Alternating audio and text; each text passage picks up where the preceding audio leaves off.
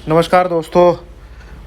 ये रात के 9:18 हो गए हैं और मुझे लोगों ने मैसेज कर करके भैया जान खा ली है।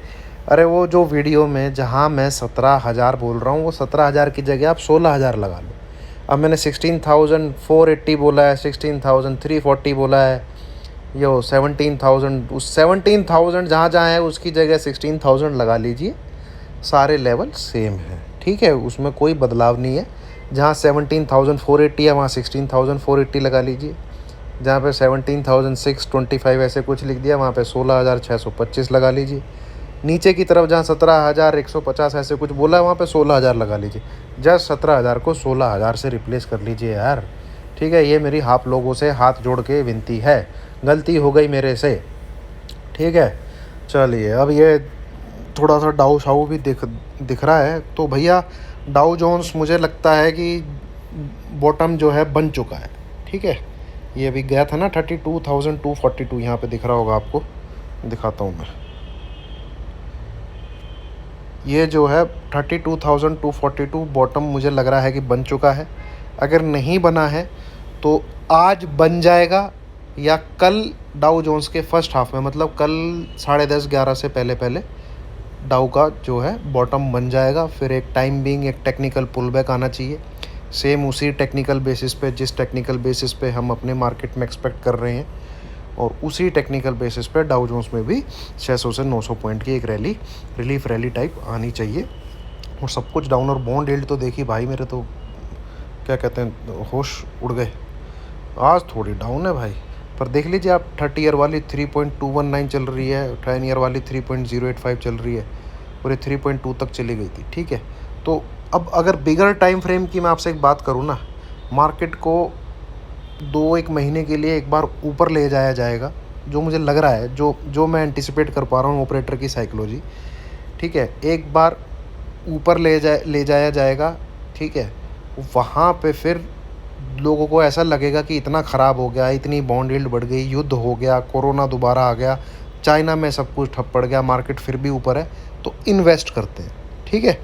ऐसी कुछ साइकोलॉजी टाइप चीज़ें बनाई जाएंगी और उसके बाद वहाँ से मार्केट दोबारा नीचे की तरफ आएगा और सारे अपने लो काटेगा। ये मुझे एक गेम में सोच पा रहा हूँ, ठीक है। बाकी चीज़ें लेवल्स पे ही होंगी। जब तक 16,800 के नीचे है मार्केट तो it will be sell on rise only. एक टेक्निक, हाँ, 16,600 625 पे आके अगर दिखता है आपको निफ्टी, वहाँ पे डेफिनेटली प्रॉफिट बुक कर लेना है। उसके बाद लाइव मार्केट में देखेंगे क्या सीन सिनेरियो बन रहे हैं। पर फिलहाल जो मुझे लग रहा है मैंने आपको बता दिया। एक मार्केट में तेज़ी आनी चाहिए और उसके बाद वहाँ पे सब माल छूटेंगे। देखिए पता कैसे लगेगा, मान लीजिए आपने देखा होगा निफ्टी एक बार 16,400 जाके दोबारा 18,000 के ऊपर गया, एक बार 15,670 पे जाके फिर 18,000 के ऊपर गया, अब दोबारा 16,000 के आसपास आ गया है, हो सकता है और नीचे जाए और फिर एक बार ऊपर जाए। तो आपने देखना है जो मिड कैप और स्मॉल कैप स्टॉक्स थे, ठीक है, क्या वो भी अपने प्रीवियस हाई पे जा रहे हैं। जैसे मान लीजिए 18,350 गया निफ्टी, गया था बीच में, ठीक है।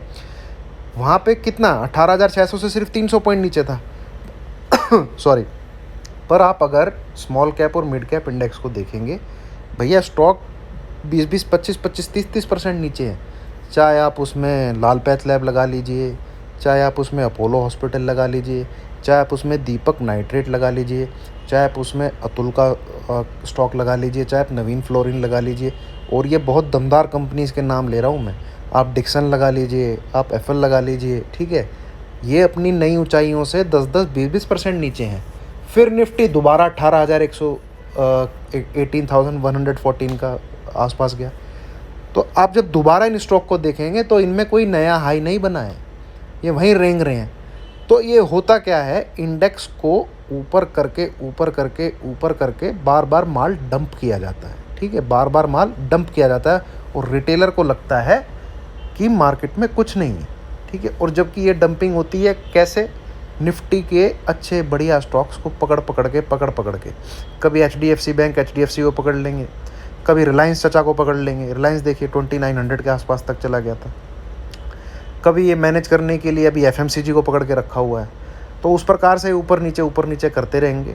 अगर मार्केट जेन्युइनली ऊपर जा रहा है, ठीक है, जेन्युइनली ऊपर जा रहा है, तो मिड कैप और स्मॉल कैप इसमें तेज़ी आनी बहुत ज़रूरी है, ठीक है, क्योंकि these are the growth oriented stock. Blue chip में तो ग्रोथ हो चुकी है, वो तो एक जाइंट है, ठीक है, एरावत है वो तो भैया, वो तो धीरे धीरे चलेंगे और धीरे धीरे ही गिरेंगे।